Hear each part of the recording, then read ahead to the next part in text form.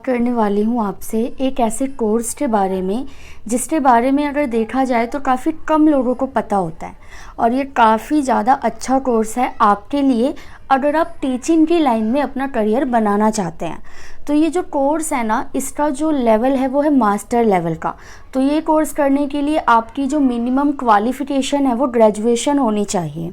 अब ग्रेजुएशन में क्या होना चाहिए कि कोई फ़र्क नहीं पड़ता आपने अपनी ग्रेजुएशन SOL से की है, इग्नू से की है, रेगुलर से की है, कैसे भी की हो, अगर आप ग्रेजुएट हो तो विदाउट एनी एंट्रेंस टेस्ट, आपको कोई एंट्रेंस टेस्ट भी नहीं देना। हाँ जी बिल्कुल, मतलब ना आपको एंट्रेंस टेस्ट देना है, ना कोई मेरिट लिस्ट बनेगी।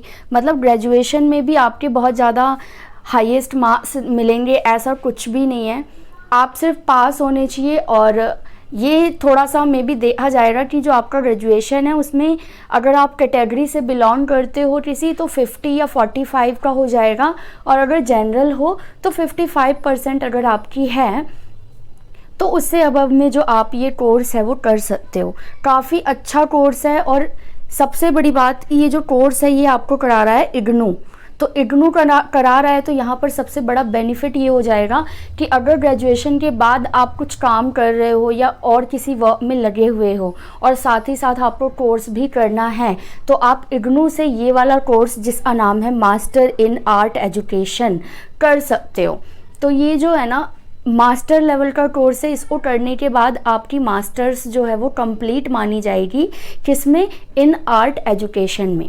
तो अगर आप आफ्टर ग्रेजुएशन टीचिंग लाइन में जाना चाहते हो या आपको समझ में नहीं आ रहा कि आप ग्रेजुएट तो हो गए हो लेकिन बीएड या अदर किसी टीचिंग लाइन में आपका एंट्रेंस नहीं निकल पा रहा, या फिर आप नहीं दे पा रहे हो टेस्ट, या रेगुलर बेस पे नहीं कर पा रहे हो कोई भी टीचिंग कोर्स, तो ये वाला कोर्स आपके लिए बिल्कुल बेस्ट होगा।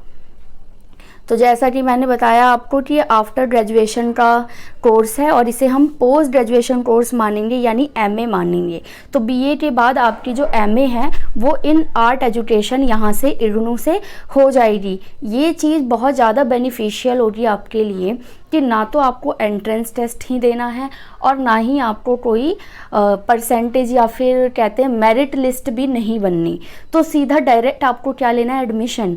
और आप जानकर हैरान हो जाएंगे कि इसकी फ़ीस भी जो है वो काफ़ी ज़्यादा रीज़नेबल है। तो ऐसा नहीं है कि इग्नू आपको अगर इस तरीके से मास्टर इन एजुकेशन का कोर्स करा रहा है तो बहुत ज़्यादा फ़ीस लेगा। तो आगे मैं डिस्कस करूँगी फ़ीस के बारे में, उससे पहले आप समझ लीजिए कि ये कोर्स बेसिकली है क्या।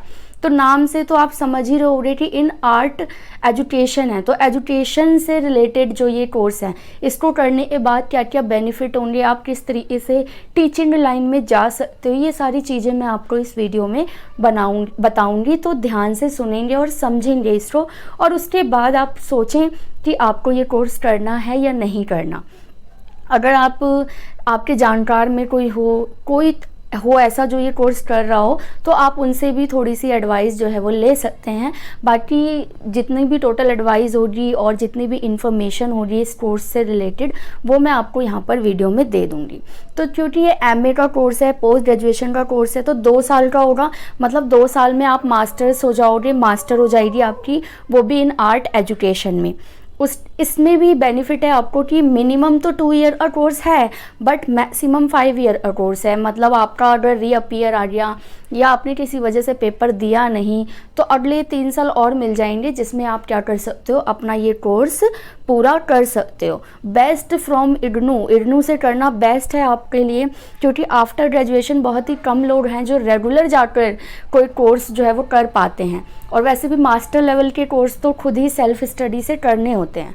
तो यहाँ पर इग्नू से अगर आप करते हो तो काफ़ी बेस्ट रहेगा आपके लिए। अब हम देख लेते हैं इसके स्कोप्स क्या क्या हैं, कि अगर आप ये मास्टर इन आर्ट एजुकेशन का कोर्स करते हो इग्नू से या कहीं से भी करते हो, मान लीजिए बेस्ट तो फ्रॉम इग्नू ही होगा, आप कहीं से भी करते हो तो क्या कर सकते हैं, आपके स्कोप क्या क्या बने रहेंगे।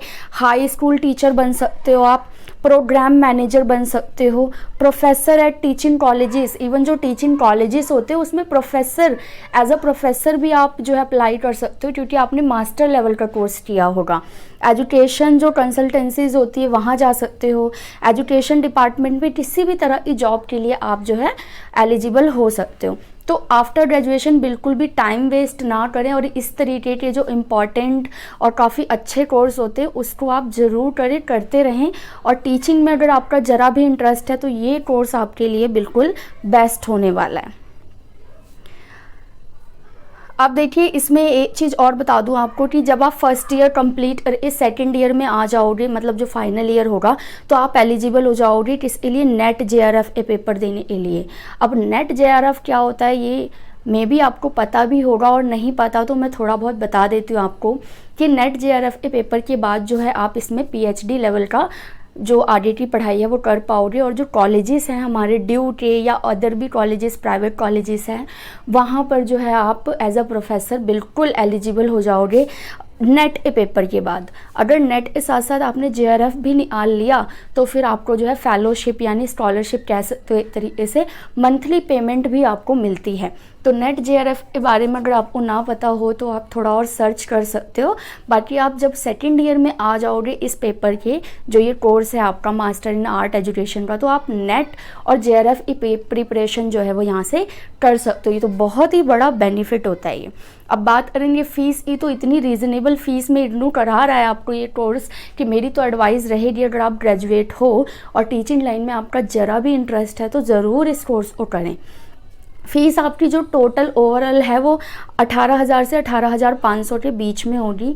तो फर्स्ट ईयर और सेकंड ईयर में आप इसको जो है हाफ कर लो, 18,000 का 9,000 के आसपास पड़ेगा।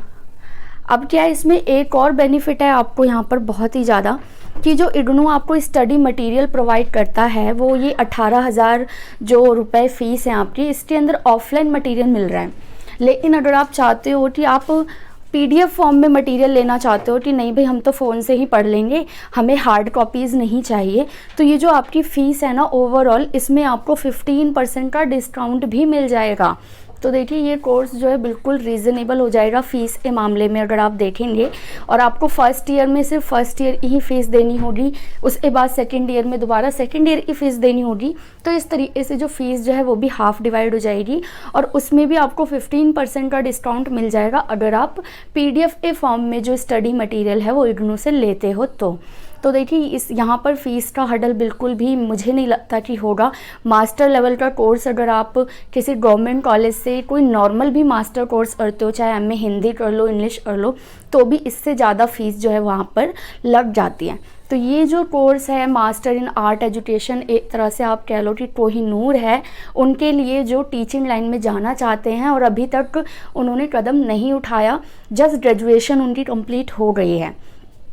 वैसे तो आप BEd वगैरह भी कर सकते हो, बट BEd का ये है कि आपको एंट्रेंस निकालना हडल हो जाएगा एक, तो उसकी फ़ीस भी आप अगर दोगे तो थोड़ी हाई जाएगी। तो ये डिपेंड करता है आपके ऊपर, अगर आप BEd करना चाहते हो तो आप वो भी कर सकते हो, लेकिन अगर आप नहीं कर पा रहे हो किसी भी रीज़न से, तो आप जो ये वाला कोर्स है master in art education definitely कर सकते हो। इससे काफ़ी ज़्यादा बेनिफिट होगा, आप टीचिंग लाइन में तो जाओगे ही जाओगे, साथ ही साथ जो है आपकी मास्टर्स हो जाएगी, जो कि किसी भी सब्जेक्ट में आप करोगे तो मास्टर्स की डिग्री तो मिलेगी ही। सेकेंड ईयर में आप जो है एजुकेशन वाले जो स्कोप है उसमें आप नेट JRF दे सकते हो, ये भी बहुत बड़ा जो है आपका बेनिफिट रहेगा। तो इस कोर्स को आप जो इग्नू की वेबसाइट पे जाकर दे सकते हो। बाकी और भी आप अगर देखना चाहेंगे तो वेबसाइट पे पूरी जानकारी मिल जाएगी। अगर कोई डाउट हो आपको इस कोर्स से रिलेटेड तो आप कमेंट बॉक्स में डाल दीजिएगा, मैं अलग से वीडियो बना दूंगी।